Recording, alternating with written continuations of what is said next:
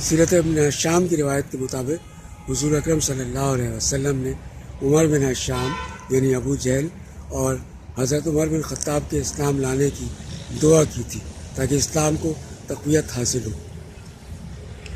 ایک دن حضرت عمر بن خطاب رضی اللہ عنہ نے سوچا کہ اس قصے کو پاک کر دیا جائے، چنانچہ رسول اللہ صلی اللہ علیہ وسلم کے قتل کے ناپاک ارادے سے وہ گھر سے نکلے۔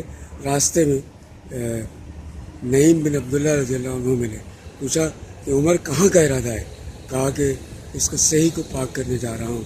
تو انہوں نے کہا کہ پہلے اپنے گھر کی خبر لو، تمہارے بہن تو مسلمان ہو چکی ہے۔ چنانچہ وہ بڑے غصے میں اپنی بہن کے گھر پہنچے۔ اس وقت وہ قرآن پاک کی کچھ آیات کی تلاوت کر رہے تھے۔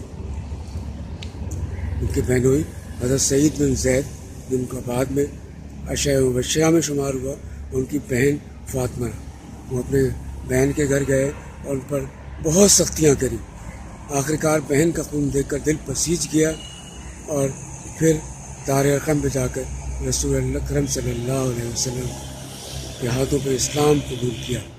ان کے ہاں اسلام لانے سے اسلام کو بڑی تقویت ملی اور ان کے کلمہ پڑھنے سے مسلمانوں نے اتنی زور سے نعرہ تکبیر لگایا کہ اس کی آواز حرم تک گئی۔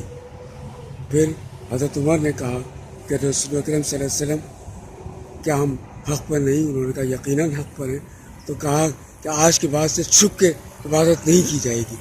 چنانچہ ان کی تجویز پر مسلمان جن کی تعداد 40-50 ہو چکی تھی، حضرت حمزہ اور حضرت عمر رضی اللہ عنہ کے ساتھ حرم گئے، اور راستے میں کفار نے بہت زیادتیاں بھی کی، لیکن حضرت عمر حمزہ کو دیکھ کر ان کی ہمت نہ ہوئی اور اس دن مسلمانوں نے حرم میں نماز ادا کی۔